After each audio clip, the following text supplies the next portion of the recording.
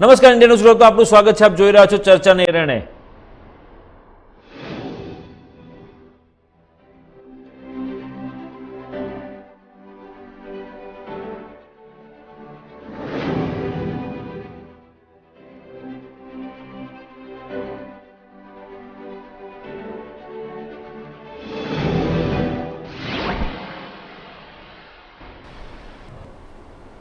દર્શક મિત્રો, આપ સૌ જાણો છો કે મહારાષ્ટ્રમાં રાજકીય ખીચડી પકાવવાનું શરૂ થઈ ગયું છે. જે પ્રકારે અજીત પવારે રવિવારે બપોરના સમયે એકદમ જ રાજભવન જઈ તેમના 8 જેટલા સમર્થકો સાથે, એનસીપીના 8 સમર્થકો સાથે, એટલે કે એ પોતે અને બીજા 8 એમ 9 ધારાસભ્યો રાજભવન પહોંચ્યા અને તેમણે વર્તમાન સરકાર એટલે કે એકનાથ શિંદેની સરકાર જે છે, એકનાથ શિંદે અને ભાજપની જે સરકાર છે તેને ટેકો આપ્યો અને પોતે નાયબ મુખ્યમંત્રી પદે અને બાકીના 8 ધારાસભ્યો એનસીપીના એ લોકોને મંત્રી પદે શપથ લેવામાં આવ્યા. અને જે રીતે દાવો કરવામાં આવ્યો છે કે 53 ધારાસભ્યો એનસીપીના છે, એમાંથી 40 ધારાસભ્યોનું સમર્થન અજીત પવારને હોવાનું કહેવામાં આવી રહ્યું છે. પરંતુ આમાં જે પ્રકારની જે લડત છે એનસીપીની, રાષ્ટ્રવાદી કોંગ્રેસ પાર્ટી કહેવાય છે, જેમાં ચાચા ભતીજાની લડત છે અને ચાચા ભતીજાની લડતમાં ભતીજાએ એવો ગૂગલી નાખ્યો કે ચાચા એમાં બોલ્ડ થઈ ગયા હોય એવું લાગી રહ્યું છે. કારણ કે કાકા શરદ પવારને ક્યાંય કહેતા ક્યાંય ગંધ સુદ્ધા ના આવી કે આ શું થયું. અને જે પ્રકારે સવારે વિપક્ષના અજીત પવાર મહારાષ્ટ્ર વિધાનસભામાં વિપક્ષના નેતા છે અને તેઓ વિપક્ષના નેતા પદ તરીકે તમામ ધારાસભ્યો સાથે બેઠક યોજી શકે છે. તે રવિવારે સવારે ઔપચારિક રીતે બેઠક યોજી હતી અને તેમાં એનસીપીના કાર્યકારી રાષ્ટ્રીય અધ્યક્ષ સુપ્રિયા સુળે અને પ્રફુલ્લ પટેલ બંને ત્યાં ઉપસ્થિત હતા. સુપ્રિયા સુલે થોડા સમય પછી નીકળી ગયા, પરંતુ ક્યાંક ને ક્યાંક આ ખીચડી પકાવતા હોય અજીત પવાર. અને જે પ્રકારે છેલ્લા કેટલાય દિવસોથી, કેટલાય વખતથી મહારાષ્ટ્રમાં રાજકારણમાં ઉથલપાથલની શક્યતાઓ વર્તાવાઈ રહી હતી અને જે પ્રકારે શક્યતાઓ વર્તાઈ હતી તેને જોતાં શરદ પવાર પોતે પણ એમ કહેતા હતા કે એનસીપીમાં કોઈ ભાગલા પડવા નથી. કારણ કે પહેલાં પણ એનસીપીમાંથી અજીત પવારે બગાવત કરી, બળવો કરવાનો પ્રયત્ન કર્યો, પરંતુ પાછા આવી ગયા. અને છેલ્લે જ્યારે એનસીપીના પ્રમુખ પદેથી શરદ પવારે જ્યારે રાજીનામું આપ્યું ત્યારે આખું એનસીપી હચમચી ગયું હતું. કારણ કે જે પ્રકારે શરદ પવારે રાજીનામું આપ્યું ને પછી તેમને સમજાવીને એમનું રાજીનામું પરત ખેંચાવડાવ્યું અને એ દરમિયાન ત્યારે એવું લાગતું હતું કે ઘીના ઠામમાં ઘી પડી ગયું છે. પરંતુ જે પ્રકારે રવિવારે આખી ઉથલપાથલ થઈ અને જે પ્રકારે અજીત પવાર નાયબ મુખ્યમંત્રી પદના શપથ લીધા અને તેમણે એમની સાથે 8 ધારાસભ્યોને મંત્રી પદના શપથ લેવડાવ્યા. અને આને કારણે જે વિપક્ષોની એકતા જે છે એમાં ક્યાંક ને ક્યાંક વિઘ્ન ઊભું થાય એવી શક્યતાઓ પણ વર્તાવાઈ રહી છે. જોકે શરદ પવારે મિટિંગોનો દોર શરૂ કરી દીધો છે. 5મી જુલાઈએ એમણે એક મોટી બેઠક બોલાવી છે અને એમાં આખરી નિર્ણય લેવાશે. પરંતુ જે પ્રકારે વિપક્ષમાં પણ ક્યાંક અત્યારે અસમંજસની સ્થિતિ ઊભી થઈ ગઈ છે, ત્યારે આજે ચર્ચા નિર્ણયમાં આપણી સાથે ચર્ચા કરવા માટે ઉપસ્થિત છે ભાજપના નેતા સંજીવ મહેતા, કોંગ્રેસના નેતા પારસ જોશી અને રાજકીય વિશ્લેષક જયવંત પંડ્યા. આ ત્રણનું સ્વાગત છે. જયવંતભાઈ, સૌથી પહેલો સવાલ તમને કરું. કાકા ભત્રીજાની લડાઈ, વર્ષો પહેલા એક ચાચા ભતીજા ફિલ્મ આવી હતી, તમને ખ્યાલ હોય તો. તમને ત્રણને ખ્યાલ હશે, ચાચા ભતીજા નામની ફિલ્મ આવી હતી. બુરે કામ કા બુરા નતીજા, સુનભાઈ ચાચા હા ભતીજા, એ ગીત હતું. શરદ પવારે એમના કારકિર્દીમાં રાજકારણમાં ઘણી બધી આવી ઉઠક-પથક કરી, આવા કાવા દાવા કરીને સરકાર બનાવી, સરકારો તોડવી, આવું બધું કર્યું. અને આખરે એમના જ ભત્રીજાએ એમની ઉપર એમનો દાવ અજમાઈ દીધો અને કાલે જે પ્રકારે અંધારામાં રાખીને આખી એ સરકારમાં જોડાઈ ગયા, નાયબ મુખ્યમંત્રી તરીકે શપથ લઈ લીધા, બીજા 8 ધારાસભ્યોએ શપથ લઈ લીધા. તો શરદ પવાર ક્યાંક અંધારામાં, શરદ પવારને અંદેશો પણ ના આવ્યો હોય એવું બની શકે ખરું? તમારું શું કહેવું છે?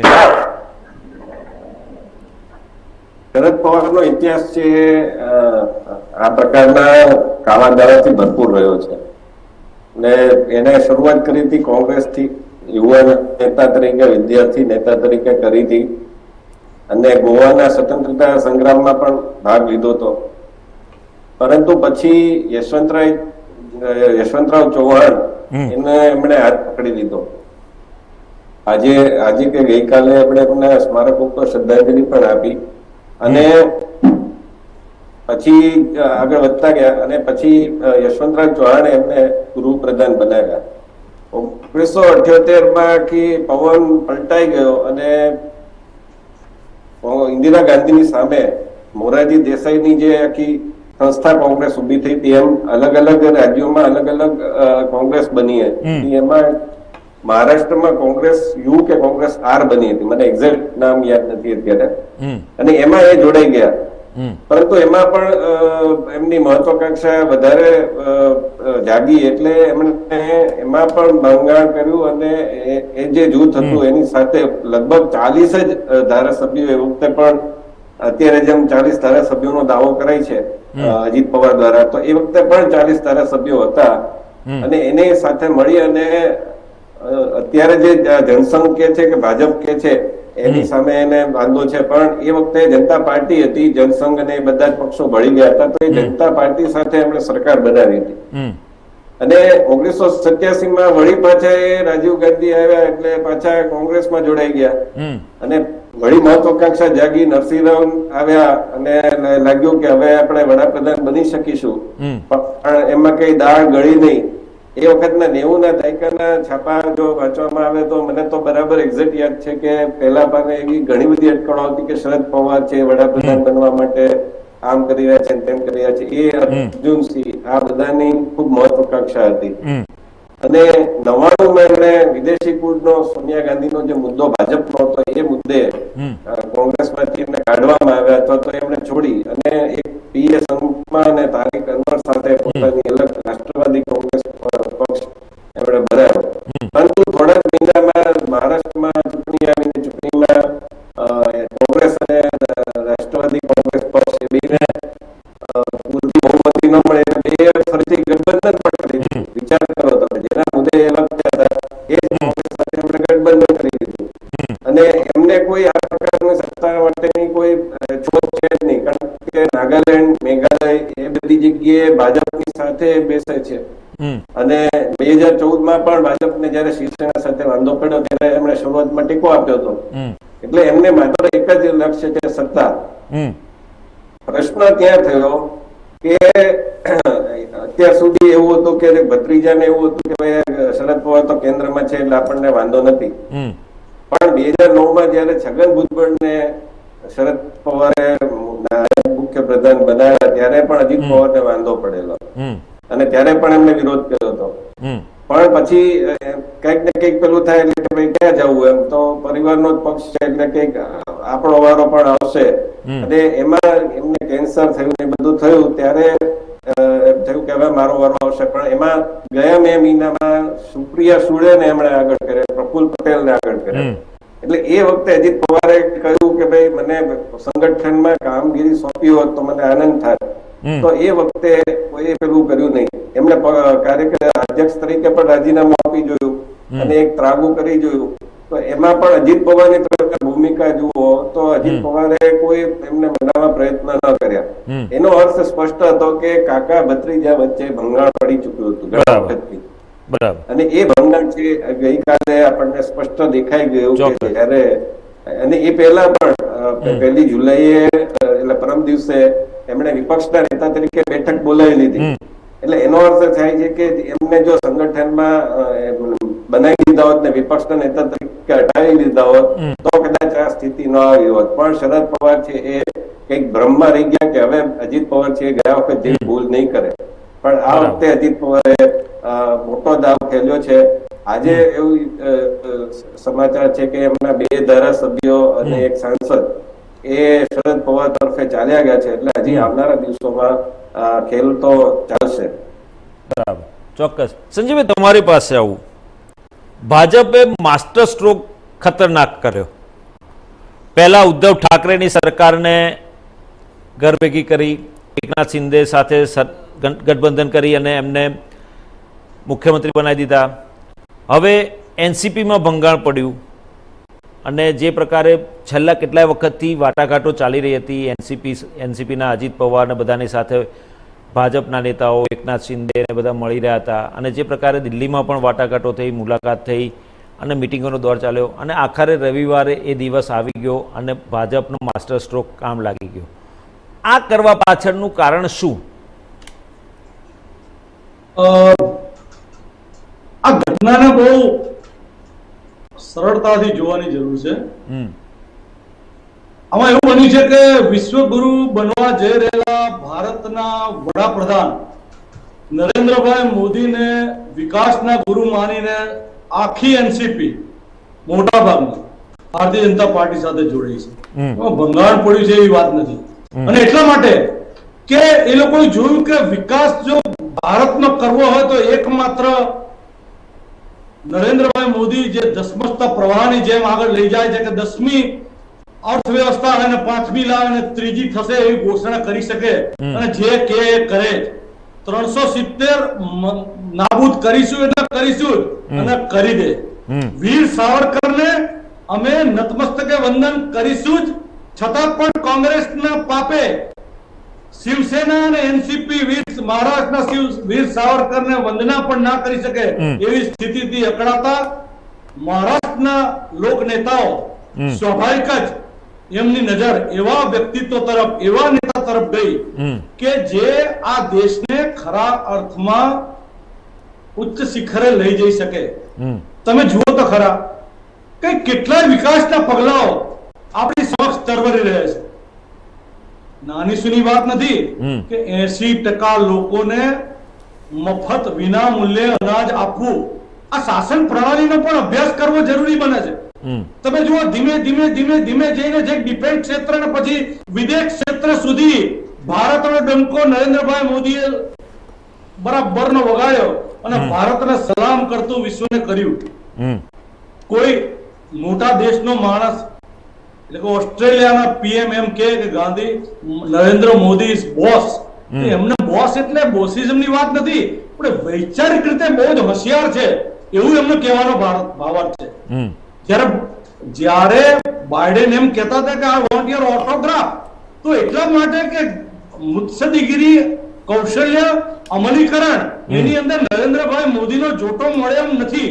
આ જોટો મળે એમ નથી ને આ બધી વાતોનું મહારાષ્ટ્રના અને ખાસ કરીને એનસીપી માં અકળાઈ રહેલા લોકો કે જે નેતાઓ છે, ખરા અર્થમાં જમીનની નેતાઓ છે, કે શરદ પવારજીએ પેલા સક્ષમ નેતા અજીત પવારજીને સાઈડમાં રાખી અને પાર્ટીને પરિવાર સમજવાની જગ્યાએ પરિવારની પાર્ટી બનાવવાની જે કોશિશ કરી, એનાથી અકળાઈને એ લોકો ભારતીય જનતા પાર્ટીની સાથે બેઠા અને એમણે સ્પષ્ટ કીધું કે અમે ભારતના વિકાસ માટે, મહારાષ્ટ્રના વિકાસ માટે થઈને નરેન્દ્રભાઈ મોદીના નેતૃત્વમાં વિકાસના માર્ગે અમે આગળ વધવા માંગીએ છીએ, એટલે ભાજપની સાથે બેઠા છે. બરાબર, ચોક્કસ. પરેશભાઈ, તમારી પાસે આવું પરિવારવાદ ધરાવતી જેટલી પણ પાર્ટીઓ છે તેમાં ક્યાંક ને ક્યાંક આવા ડખા ઊભા થયા છે. ભૂતકાળના ઉદાહરણો તમને જણાવું તો સમાજવાદી પાર્ટીમાં પણ ભંગાણ થયું હતું. અખિલેશ યાદવને જ્યારે મુલાયમસિંહ યાદવ જીવતા હતા ત્યારે એમણે અધ્યક્ષ બનાવ્યા અને જે રીતે ચાચા એના નારાજ થઈને જતા રહેતા. કોંગ્રેસમાં પણ ભૂતકાળમાં એવું જ હતું. ગાંધી પરિવારના લોકો આવતા હતા એટલે ગાંધી પરિવારના બધા પ્રમુખ બનતા હતા, એટલે એ વખતે પણ બધા ફાડ્યા પડ્યા હતા. મમતા બેનર્જી છૂટા પડ્યા, શરદ પવાર છૂટા પડ્યા, અને જે પ્રકારે આખું કોંગ્રેસ પણ વેરવિખેર થયું. અને પછી ઉદ્ધવ ઠાકરેનું ઉદાહરણ લઈએ, બાળ ઠાકરેની શિવસેના. બાળ ઠાકરે ઉદ્ધવ ઠાકરેને બધું સુપ્રીમો બનાવવાની વાત કરી એટલે રાજ ઠાકરે નારાજ થઈ ગયા અને અલગ મનસે બનાવી દીધી. એવી રીતે શરદ પવારે પણ પોતાની પુત્રીના મોહમાં એનસીપીને નૈયાને ડૂબાડવાનું કામ કર્યું હોય. શું કહેવું તમારું? જી અભિજીતભાઈ, પરિવારની વાત જો કરીએ ને તો પરિવારની વાત જે છે એ મોટા ભાગના પક્ષોમાં છે અને એની અંદર ભાજપ બી છે ને એ એમાંથી કિનારો કરી શકે એમ નથી. આપણે ઉદાહરણો જોઈ શકીએ છીએ કે કેન્દ્રીય લેવલે જે આપણા કેન્દ્રીય ગૃહમંત્રી જે છે, બરાબર છે, એમણે એમના પુત્રને ટોચના હોદ્દા ઉપર બેસાડેલો છે. રાજનાથસિંહ સહિતના 58 થી વધારે નેતાઓ જે છે, જે અત્યારે કેન્દ્રની નેતાગીરીમાં, ભાજપની કેન્દ્રની નેતાગીરીમાં છે, તેમના પુત્રો, તેમના જમાઈઓ, તેમની દીકરીઓ, અથવા તો તમે જે રીતે કહો કે આપણા અંદર અત્યારે જે વાતો થઈ રહી છે કુસ્તી સંઘની, એમાં બ્રિજભૂષણ સિંહના જમાઈ, એમના પુત્ર બિહાર એસોસિએશનમાં, એ બધા પરિવારવાદમાં જ છે. એટલે પરિવારવાદ જે છે એ જેટલો અન્ય પક્ષોની અંદર છે એટલો ભાજપની અંદર બી છે. અને તમે જોશો કે હમણાં જે વિધાનસભાની ચૂંટણી ગઈ તેમાં ગુજરાતના જે ભાજપના નેતાઓ હતા એમાં લગભગ 58 થી વધારે જે ધારાસભ્યોની ટિકિટ જેમણે માંગી હતી એમણે એમના પોતાના પરિવારવાદ સાથે માંગેલી હતી. બરાબર. એટલે આ એક વસ્તુ જે છે પહેલેથી રાજકારણની અંદર ચાલી આવે છે. હમ. હવે બીજી એક વાત તમે કીધી ને કે માસ્ટર સ્ટ્રોક ની જે વાત કીધી ને, તો આ ભાજપમાં માસ્ટર સ્ટ્રોક નથી, એ બચવાની નીતિ છે. હમ. કારણ કે એકનાથ શિંદે જૂથનો જે સુપ્રીમ કોર્ટ ની અંદર અત્યારે જે કેસ ચાલી રહ્યો છે, અને એક રાજકીય પંડિતો જે છે એવી ધારણા માની રહ્યા છે કે એવું અનુમાન લગાવી રહ્યા છે કે એકનાથ શિંદે જૂથ છે એ જે છે સુપ્રીમ કોર્ટમાં આ કેસ હારી જશે અને એના 16 જે ધારાસભ્યો જે છે કે જેમણે પક્ષ પલટો કર્યો છે એ લોકોનું જે ધારાસભ્ય પદ છે કેન્સલ થઈ જશે.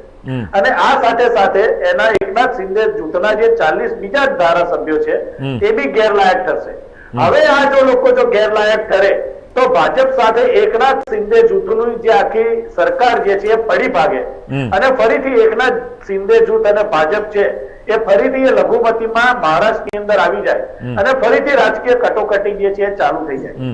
આ કટોકટીથી બચવા માટે તેમણે આજે જે છે એ અજીત પવારનો હાથ ચાલ્યો છે. અજીત પવાર તમે જોશો કે એમનો ભૂતકાળ જોશો ને તો અત્યાર સુધીમાં મહારાષ્ટ્રના રાજકારણમાં 5 વખત નાયબ મુખ્યમંત્રી બની ચુક્યા છે. પૃથ્વીરાજ ચૌહાણ જયારે 2010માં તેમણે પોતે જયારે મુખ્યપ્રધાન બન્યા અને ત્યારબાદ 2012માં ફરીથી જયારે એમને મુખ્યપ્રધાન બન્યા ત્યારે 2 વખત પૃથ્વીરાજ ચૌહાણજીના મુખ્યપ્રધાન પદ વખતે 2 વાર એ નાયબ મુખ્યપ્રધાન બન્યા.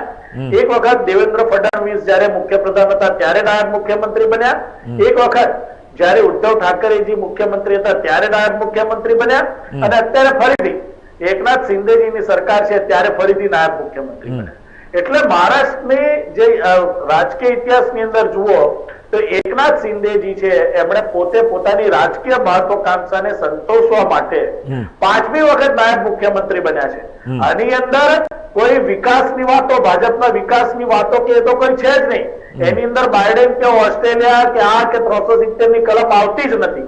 આની અંદર ફક્ત ને ફક્ત જે છે એ રાજકીય મહત્વાકાંક્ષાની જે શરૂઆત થઈ 2004 થી. અભિજીતભાઈ 2004માં જયારે એનસીપી જે કોંગ્રેસ સાથે હતું અને એ વખતે એનસીપી ને 71 સીટો મળી હતી અને કોંગ્રેસને 69 સીટો મળી હતી. એ વખતે અજીત પવારે એમ કીધું હતું કે મુખ્યમંત્રી જે છે એનસીપી ના હોવા જોઈએ અને મને આગળ કરવામાં આવે. એ વખતે શરદ પવારે તેમની વાત માની ન હતી અને એ વખતે કોંગ્રેસના મુખ્યપ્રધાન બનાવ્યા હતા અને ત્યારથી આ ખતરાટ જે છે ચાલુ થયો. ત્યારબાદ બીજો ખતરાટ થયો જયારે એમના પુત્ર અજીત પવારના પુત્ર પાર્થ પવારને જયારે ચૂંટણી લડવા માટે લોકસભાની ટિકિટ માંગી ત્યારે શરદ પવારે તેનો વિરોધ કર્યો કે પાર્થ પવાર જે અજીત પવારના પુત્ર છે તેમને લોકસભાની ટિકિટ આપવી નથી. પરંતુ અજીત પવારની રાજકીય મહત્વાકાંક્ષાના કારણે નમતું જોડીને શરદ પવારે પાર્થ પવારને ટિકિટ આપી હતી. પરંતુ શરદ પવારનો જે વિરોધ હતો એના કારણે પાર્થ પવાર જે છે હારી ગયા. આ બીજો મુદ્દો. ત્રીજો મુદ્દો એ હતો કે જયારે એમને પોતાને જે મહત્વાકાંક્ષા હતી કે પોતે એનસીપી ના જે છે એ વડા બને અને એમનો જે એમના હસ્તકમાં જે એનસીપી ચાલે એ વખતે સુપ્રિયા સુળે અને જે પ્રફુલ્લ પટેલને આગળ કરવામાં આવ્યા એ એમનો જે છે એ ત્રીજો એક ડ્રોબેક પોઈન્ટ થયો. અને આની જાહેરાત છે ને 28મી જૂનથી રહી ગઈ હતી. 28મી જૂને જયારે દિલ્હીની અંદર એનસીપી ની મીટિંગ થઈ ત્યારે તમે જોજો કે એની પાછળના બેક સ્ટેજ ની અંદર જે ફોટા હતા એમાં ફક્ત સુપ્રિયા સુળેજી, શરદ પવારજી અને પ્રફુલ્લ પટેલનો ફોટો હતો. એ વખતે અજીત પવારનો ફોટો 28મી જૂને નતો અને 28મી જૂને જ ક્લિયર થઈ ગયું હતું કે અજીત પવાર જે છે હવે એનસીપી ની અંદર રહેવાના નથી. અને તાત્કાલિક એ પણે પછી મિસ્ટર જીતેન્દ્ર કરીને કોઈ છે એમને અટક મને ખબર નથી એમને જયારે વિપક્ષના જે છે એ એમને અત્યારે નેતા બનાવવામાં આવ્યા એનસીપી તરફથી. એટલે ફક્ત ને ફક્ત રાજકીય મહત્વાકાંક્ષા છે. તમે આજે જુઓ એક લેટેસ્ટ સમાચાર મુજબ આ જે છે શરદ પવારજીએ ચૂંટણી પંચને સુપ્રીમ કોર્ટમાં તો કેસ દાખલ કરી જ દીધો છે કે આ 99 જે ધારાસભ્યો જે છે એને ગેરલાયક ઠેરવવામાં આવે કારણ કે એમણે પક્ષ પલટો કરેલો છે. એ સુપ્રીમ કોર્ટમાં કેસ દાખલ કરી દીધો છે અને ચૂંટણી પંચની અંદર બી તેમણે પોતે જે એક કેસ દાખલ કરી દીધો છે કે આ જે વાત કરે છે કે 40 ધારાસભ્યો લઈ અને અમે લોકો ભાજપની સાથે જવાના છીએ એવી વાત કરી છે. તો આ પક્ષ પલટો છે. આ પક્ષ પલટો કેવી રીતે થાય બહુ સમજવાની વાત છે. 36 ધારાસભ્યો જો ભાજપને સમર્થન આપે તો જ આ જે 36 ધારાસભ્યોની માન્યતા જે છે ધારાસભ્ય તરીકે રહે અને જો 36 કરતા ઓછા ધારાસભ્યો જે છે એ ભાજપને સમર્થન આપે તો તેમણે કાં તો ભાજપમાં ભળી જવું પડે અને કાં તો પછી પક્ષ પલટા વિરોધી કાયદાનો જે છે એ અમલ કરવો પડે.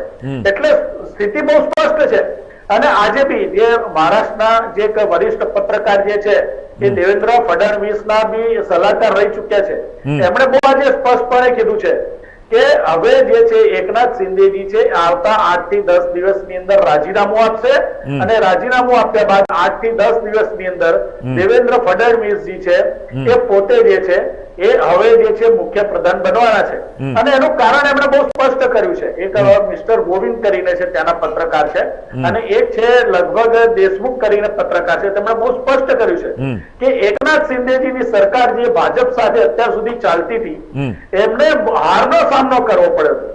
એમને હારનો સામનો એવી રીતે કરવો પડ્યો કે જે તમે જુઓ કે અંધેરી જે છે વિધાનસભાની અંદર એ લોકો જયારે ભાજપ અને એકનાથ શિંદે જૂથે ઇલેક્શન લડ્યું તો ત્યાં એમની કરારી હાર થઈ હતી. ત્યાં જે છે એ એનસીપી ના નેતા જીત્યા હતા.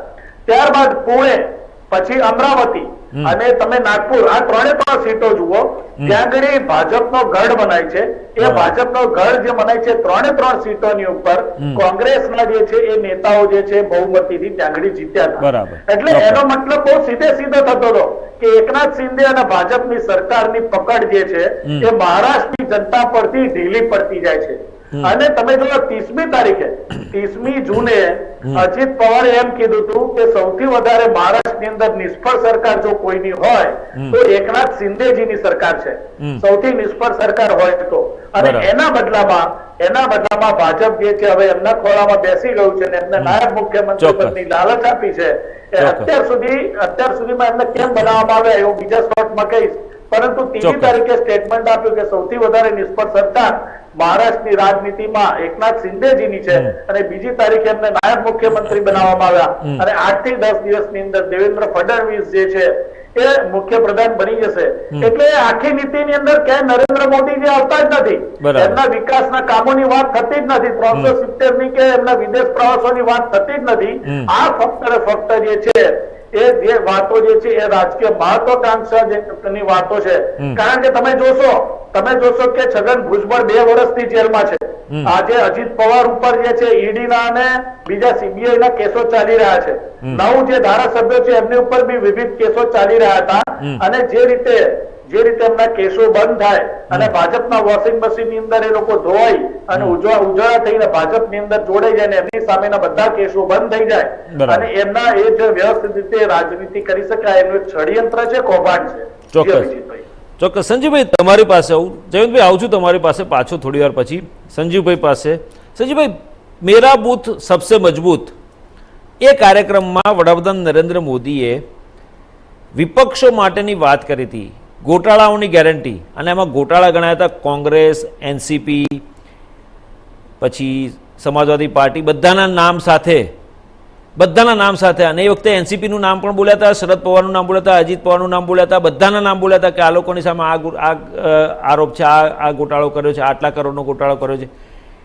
તો એવા કહેવાઈ રહ્યું છે કે ઈડી અને સીબીઆઈની તપાસમાંથી બચવા અને જેલની સજા ન થાય એના માટે કે અજીત પવારે ઠેકડો મારી દીધો હોય અને સરકારમાં જોડાયા હોય અને ભાજપ અને શિંદે ને શિવસેના જૂથને સમર્થન કરીને સરકારમાં જોડાવાનું નક્કી કર્યું હોય એવું લાગી રહ્યું છે. શું કહેવું છે તમારું? એવું બિલકુલ નથી. ખરેખર તો શું થયું ખબર છે કે આ લોકોને એમ થયું કે આપણે આ રાહુલ ગાંધીના નેતૃત્વ માટે કામ કરવું પડશે. જો આપણે યુપીએમાં જઈએ તો આ સુપ્રિયા સુલેના નેતૃત્વમાં આપણે કામ કરવું પડશે. એ રાહુલ ગાંધી કે જે નકલી હિન્દુ તરીકે જબ્બા પર જનોઈ પહેરે અને લોકોને મૂર્ખ બનાવે, એ રાહુલ ગાંધી કે જે બટાકામથી સોનું કાઢી નાખે, એ રાહુલ ગાંધી ના નેતૃત્વમાં આપણે કામ કરવાનું કે જે વડાપ્રધાનની સામે ફાડી નાખે નો ઓર્ડિનન્સ અને અહંકારી વલણ ધરાવે તો કાર્યકરોની સામે તો શું ના કરે, એના નેતૃત્વમાં આપણે કામ કરવું પડશે. એટલે પાણી પેલા આ લોકોએ પાડ બાંધી અને એટલા માટે એ લોકો ભારતીય જનતા પાર્ટીના વિકાસના માર્ગે ચાલ્યા. એમાં બીજી કોઈ જ વાત નથી. કારણ કે આ જે લોકો છે કર્મઠ કાર્યકરો છે અને એ લોકોને આ દેશ માટે કંઈ કરી છૂટવાની જો ભાવના હોય અને કંઈ કરવું હોય તો નરેન્દ્ર મોદી જેવું સક્ષમ નેતૃત્વ મળે તો વધારે સારું કામ કરી શકે. આ બરાબર. એક શક્તિનું બીજી શક્તિ જોડે સંમેલન છે, એના સિવાય વધારે કંઈ વિચારવાની જરૂર નથી.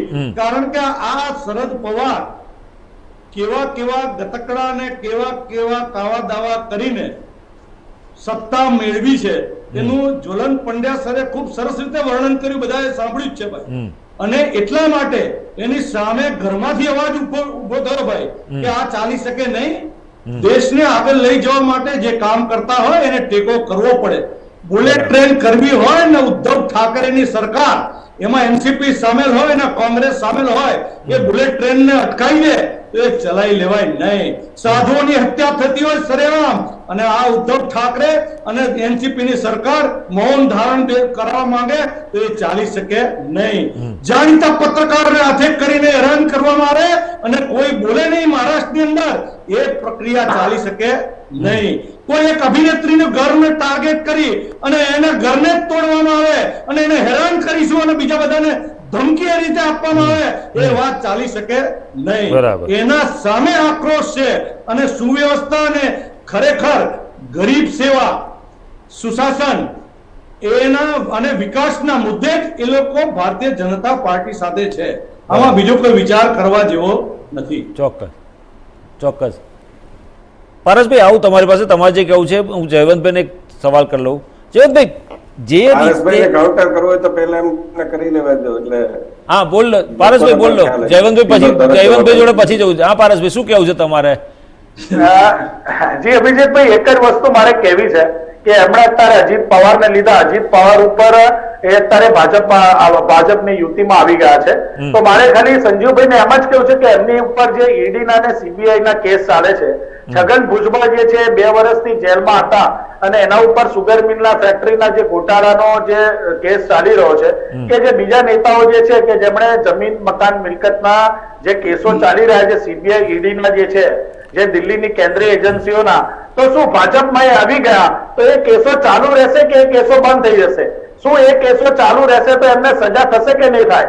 અને જો એ ભાજપમાં આવી ગયા તો એ કેસો બંધ થઈ શકે, એ નેતાઓ સામે કાર્યવાહી કરવામાં આવશે કે ખાલી એનસીપી માં હતો એટલે કાર્યવાહી કરવામાં આવી અને ભાજપમાં આવી ગયા એટલે કાર્યવાહી બંધ થઈ શકે કે નહીં? એનો મને જવાબ જોઈએ. હવે આમાં તો કાર્યવાહીમાં તો એવું છે કે નેશનલ હેરલ્ડ કેસમાં જામીન પર ચાલતા આ મિત્ર જે બોલે છે એના નેતા રાહુલ ગાંધી અને અમે જેની વાત કરી એની વાત કરો, અમે છગન ભુજબળ અને એની વાત કરો. અરે તમારામાં તાકાત હોય તો સગા સજા આપો ને, કોઈ કેસ દાખલ થયો નથી. એટલે તમારી ગદ્દારોની પાર્ટી છે ભાજપની અંદર, તમારા ચાવવાના જુદા છે, ખાવાના જુદા. તમે કોઈને સજા કરી શકશો? છગન ભુજબળને કે અજીત પવારને સજા કરી શકશો તમે હવે ભાજપમાં આવ્યા તો? ખબર પડે ને તમને. અરે તમે જવાબ આપો ને. તમે રાહુલ ગાંધીજીની ક્યાં વાત કરો છો? અરે આપણા વડાપ્રધાનની જે ફજેતી અમેરિકામાં થઈ છે ને, તો વિશ્વમાં ક્યાંય નથી થઈ. ખુદ છે ને અમેરિકાના જે છે ને એ પોતે જે રાષ્ટ્રપતિ એમને લેવા નતા આવ્યા પ્લેનની પાસે, એવી તો આજ સુધી ફજેતી કોઈ વડાપ્રધાનની નથી થઈ. એ ભારતીય વડાપ્રધાનની આટલા વર્ષોમાં થઈ છે. અને ઓસ્ટ્રેલિયાના વડાપ્રધાને બોસ કીધા ને, એના બીજા દિવસે 6 રાજ્યોના વિદ્યાર્થીઓ જે છે એના ઉપર એ લોકોએ પ્રતિબંધ મૂકી દીધો હતો ઓસ્ટ્રેલિયામાં ભણતર માટે. ક્યાંની વાત કરો છો બોસની? તમે તો કયા વિશ્વગુરુની વાત કરો છો? અરે કયા વિશ્વગુરુની વાત કરો છો તમે? તમને કોઈ અરે પોપટ જ્ઞાન તો તમને બતાવવામાં આવે છે, અંધભક્તોને બતાવવામાં આવે છે. પોપટનું જ્ઞાન તો અંધભક્તોને બતાવવામાં આવે છે, બરાબર છે? એટલે ત્યાં આગળ કશું ચાલ્યું નથી, ત્યાં આગળ કશું ચાલ્યું નથી. અરે વિદ્યાર્થી તમારે વિશ્વગુરુ હતા, વિશ્વગુરુ હતા બીજા દિવસે ફજેતી થઈ ગઈ. વિશ્વગુરુ હતા બીજા દિવસે ફજેતી થઈ ગઈ. વિશ્વ ગુરુ અત્યારે બીજા દિવસે ફજેતી થઈ ગઈ. ભાઈ આખું વિશ્વાસે છે. અને 161મો નંબર છે. તમે પત્રકાર તારીખોની વાત કરો છો ને, પત્રકારની મહારાષ્ટ્રની અંદર આજે 161મો નંબર જે છે ભારતની અંદર આપણો. અને ત્યાં આગળ વ્હાઇટ હાઉસ માંથી માનનીય વડાપ્રધાન શ્રી નરેન્દ્ર મોદી પાછા આવ્યા ને, એના પછી વ્હાઇટ હાઉસ માંથી નિવેદન આવ્યું કે ભારતની અંદર પત્રકારોની હાલત છે ને એ વિશે અમે બહુ ચિંતિત છે અને એટલા માટે અમારે એમને પ્રશ્ન પૂછવો પડ્યો. બરાબર, કોંગ્રેસની વાત કોઈ સાંભળવા તૈયાર નથી. અરે તમારી કોઈ વાત સાંભળવાની નથી. તમારામાં તાકાત નથી. મહારાષ્ટ્રમાં તાકાત નથી તો એટલા બનાવો છો ને પક્ષ. મહારાષ્ટ્રમાં તાકાત નથી તો પક્ષ એટલા બનાવો છો ને. ખોટી રજૂઆત કરો. મહારાષ્ટ્રમાં તમારે કેમ બીજાનો સહારો લેવો પડે છે? મહારાષ્ટ્રમાં કેમ બીજાનો સહારો લેવો પડે છે? તમને દૂધમાંથી માખી ફેંકે ને એમ ફેંકી દીધેલા મહારાષ્ટ્ર રાજકારણમાંથી. આજે 4 વર્ષથી મહારાષ્ટ્રમાં તમે સત્તાની બહાર જ છો. સત્તામાંથી બહાર જ છો 4 વર્ષથી. મહારાષ્ટ્રમાં તમે સત્તામાં બહાર જ છો. સત્તામાં તમે બહાર જ છો. તમે બીજાના સામે અત્યારે રાજ કરી રહ્યા છો. પારસભાઈ સંજીવભાઈ જયવંતભાઈ તમારી પાસે આવો. સર્વાંગી વિકાસ જો કરવો હોય અરે સર્વાંગી વિકાસ સુધી તો ઉપરથી ગરીબો વધારે ગરીબ થયા છે. ગરીબો વધારે ગરીબ થયા છે. મોંઘવારી વધારે વધી છે. શિક્ષણમાં લોકો વધારે રોજગારી વધારે. સંજીવભાઈ પારસભાઈ એક મિનિટ પાછો આવું છું તમારી બંને પાસે પાછો આવું છું.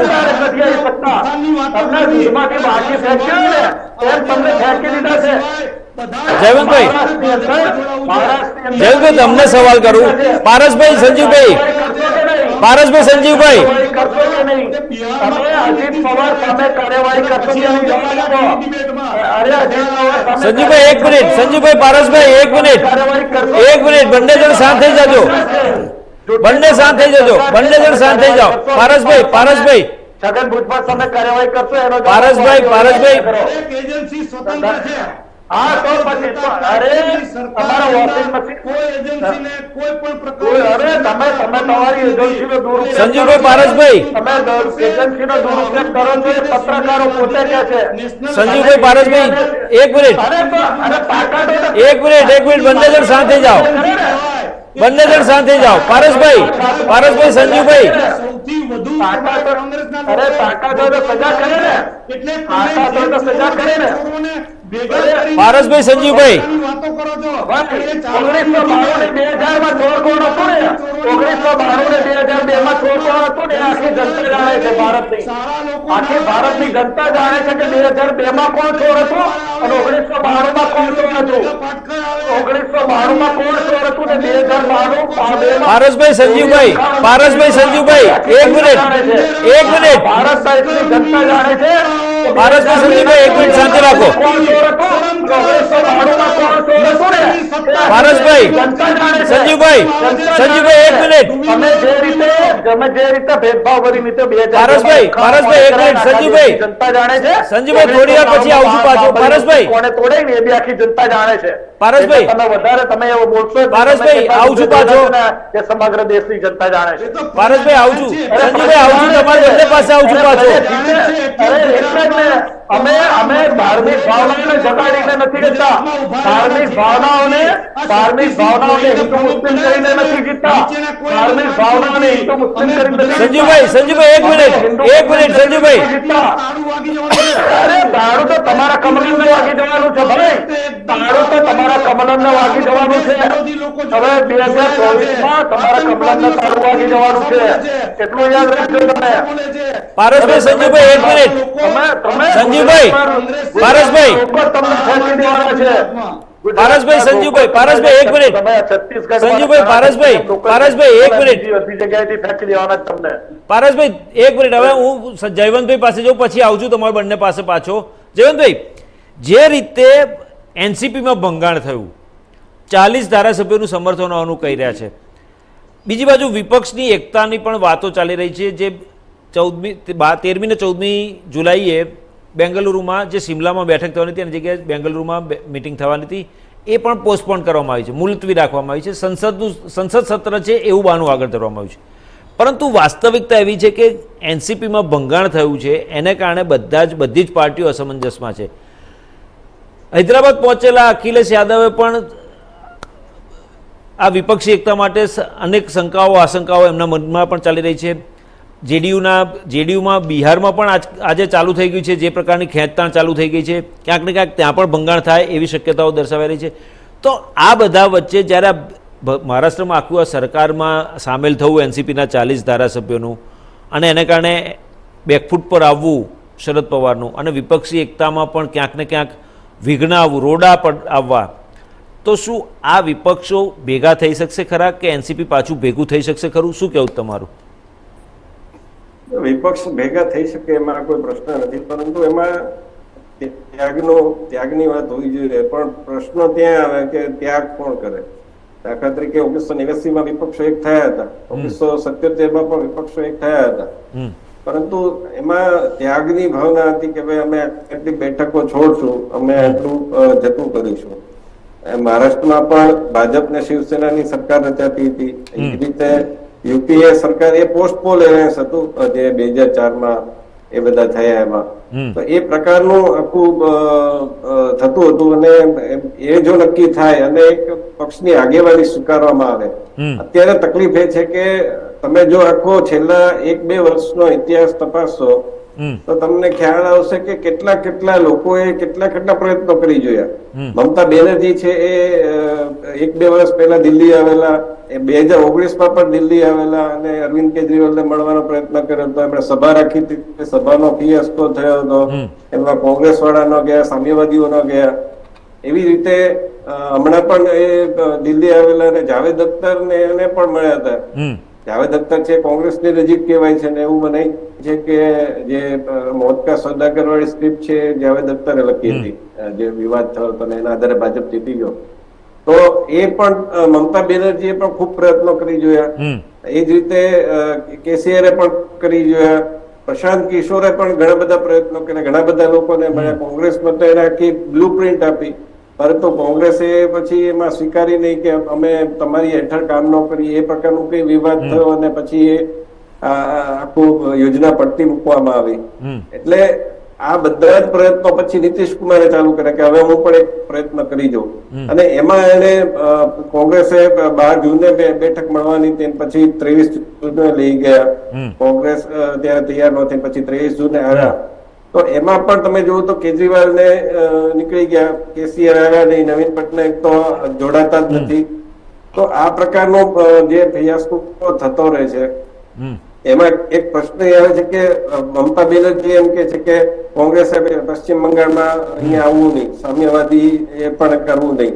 તો તેલંગાણામાં કેસીઆર ને કોંગ્રેસને વાંધો છે. કોંગ્રેસ કે છે કે જો કેસીઆર હશે તો અમે નહીં આવીએ. એટલે આ બધા પ્રશ્નોના કારણે ભાજપ અત્યારે ફાવી રહ્યો છે. એ એક બહુ મોટી વાત છે, ચોખ્ખી વાત છે. અને બીજું કે તમે જોયું કે આપણે 11 જુલાઈ કે 12 જુલાઈ શિમલામાં બેઠક મળવાની હતી, એને પછી પોસ્ટપોન કરીને 23 કે બીજી કોઈ તારીખે લઈ ગયા અને બેંગ્લોરમાં લઈ ગયા. હવે એ પણ કેન્સલ કરવામાં આવી છે. એટલે ફિયાસ્કા ઉપર ફિયાસ્કા થઈ રહ્યા છે. બીજું કે એ જે બેઠક થઈ એમાં લાલુ પ્રસાદ યાદવે એવું કહ્યું કે રાહુલ ગાંધી લગ્ન કરવા જોઈએ અને એને વરરાજા બનવું જોઈએ. તો એનો અર્થ કઈ આ રાહુલ ગાંધી સાચા લગ્નની અર્થમાં નહોતો. એનો અર્થ એવો હતો કે રાહુલ ગાંધી નેતૃત્વ લે.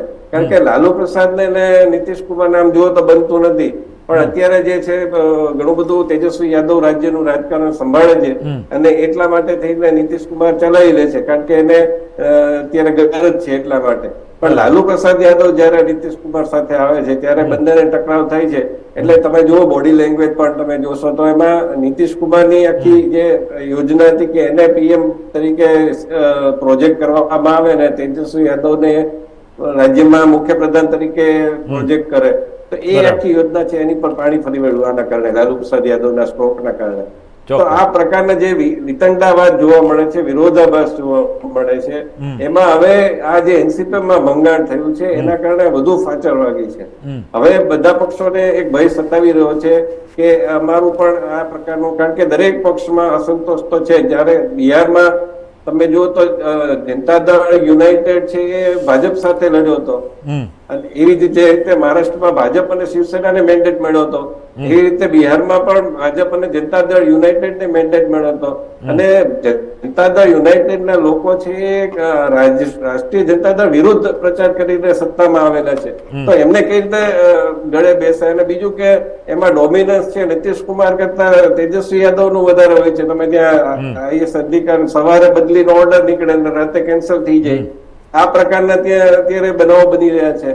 તો એના કારણે જનતા દળ વાળાને પણ એવું લાગે છે યુનાઇટેડ ને કે આપણી વિરુદ્ધ આખું બધું જઈ રહ્યું છે, એન્ટી ઇન્કમ્બન્સી પ્રકારનું. બરાબર. એ જ રીતે મહારાષ્ટ્રમાં તમે જુઓ તો મહાવિકાસ આઘાડીના જે સંજીવભાઈ ઉદાહરણો બતાવ્યા, એ કરતા સંજય રાઉત આખા જે કોંગ્રેસના લોકો ન બોલે, એનસીપી ના લોકો ન બોલે, એના કરતા વધારે સંજય રાઉતે બાજી બગાડી એમ મને લાગે છે.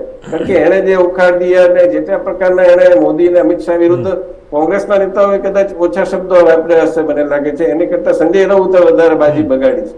હમ તો આ પ્રકારનો એક વ્યક્તિત્વ જયારે કોઈ એક પક્ષ આવી જાય છે, હું એમ નથી કહેતો ભાજપમાં પણ જો આ ગઠબંધન થશે ને એમાં કોઈ એવી વ્યક્તિ હશે સંજય રાઉત પ્રકારની, પણ ભાજપને એક ટેકલ કરતા આવડે છે. એટલે તમે જો કે જયારે શિવસેના સાથે સરકાર 2014 થી 2019 સુધી ચાલી હતી તો સંજય રાઉત છે એને આઉટ ઓફ કંટ્રોલ નતા જવા દેતા, પણ આ પ્રકારના જયારે થાય છે ત્યારે સંજય રાઉત, કારણ કે આમાં તમે જુઓ તો શરદ પવાર છે એ મહાવિકાસ આઘાડીમાં જયારે શિવસેના એને પૂછીને પાણી પીતી હોય, ઉદ્ધવ ઠાકરે વાળો જે જૂથ છે એ પ્રકારનું આખું થઈ ગયું હતું. ઉદ્ધવ ઠાકરે તો મુખ્યપ્રધાનના બંગલામાંથી પણ બહાર નહોતા નીકળતા, કોરોના સમય હોય કે પછીના સમયમાં.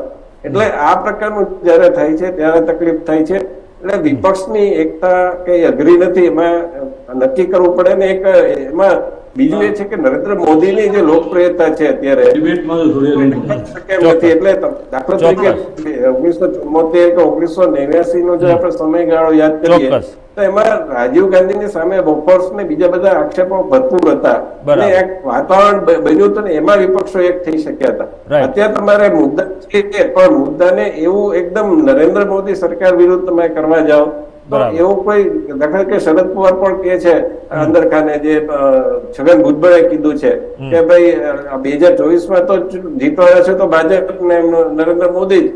તો એ પ્રકારનું થાય ત્યારે વિપક્ષ કેવી રીતે એક આવી શકે એ પ્રશ્ન થાય છે અને એટલા માટે વિપક્ષની એકતા ઉપર પ્રશ્ન થાય છે. ચોક્કસ. સંજીવભાઈ, તમારી પાસે આવું, ભાજપે જે પ્રકારની સ્ટ્રેટેજી અપનાવી છે એવું કહેવાય રહ્યું છે કે ભાજપની સ્ટ્રેટેજી છે આખી કે અજીત પવારને એના સાથી ધારાસભ્યો સાથે ગઠબંધન કરવું. કારણ કે એકનાથ શિંદે 2024ની લોકસભાની ચૂંટણી આવી રહી છે. એકનાથ શિંદે જે પહેલાં પારસભાઈએ કહ્યું કે કદાચ એ ડિસ્ક્વોલિફાય થાય એવી શક્યતાઓ છે, એ તો છે જ, પણ એ સિવાય એકનાથ શિંદે માત્ર ને માત્ર થાણેમાં જ જાણીતા છે, આખા મહારાષ્ટ્રમાં જાણીતો ચહેરો નથી. એટલે ભાજપને લોકસભાની ચૂંટણીના ધ્યાનમાં રાખીને આખી આ સ્ટ્રેટેજી બનાવી અને એ પ્રમાણે આખી ગોઠવણ થઈ અને એમાં અજીત પવાર નાયબ મુખ્યમંત્રી બન્યા અને બીજા 8 મંત્રીઓ આવ્યા અને હજી બીજા મંત્રીઓ આવશે એવું કહેવાય રહ્યું છે કે બીજા મંત્રીઓ બનશે. તો શું આ એ 2024ની લોકસભાની ચૂંટણી ધ્યાનમાં રાખીને આખી આ સ્ટ્રેટેજી અપનાવી છે ભાજપે? અભિજીતભાઈ, તમે ધારણા કરવાની બંધ કરી દો. જે બની રહ્યું છે ને એ જુઓ. તમે મેરા બુદ્ધ શબ્દે મજબૂતમાં નરેન્દ્રભાઈ મોદીના પ્રવચનની વાત કરી. એ પ્રવચનનો બીજો જે મહત્વનો મુદ્દો હતો એ તમે સાંભળ્યો જ હશે. એમણે બહુ સ્પષ્ટ કીધું કે સુપ્રિયા સુલેનો વિકાસ કરવો હોય તો એનસીપીમાં રહેજો. એણે કીધું કે આદિત્ય ઠાકરેનો વિકાસ કરવો હોય તો શિવસેનામાં જજો. રાહુલ ગાંધીનો માત્ર વિચાર કરવો હોય, વિકાસ કરવો હોય તો કોંગ્રેસમાં જજો. સમાજવાદી પાર્ટીમાં જવું હોય તો માત્ર મુલાયમસિંહના દીકરા, નામ ભૂલી ગયો પાછું, અખિલેશ યાદવ, તો એને વિકાસ કરવો હોય તો તમે એમાં જજો. આ એની વાત છે ભાઈ. કાર્યકરો જાગી ગયા કે આ તો અમે ક્યાંક અમારો ઉપયોગ થઈ રહ્યો છે, દેશના વિકાસની વાત જ નથી.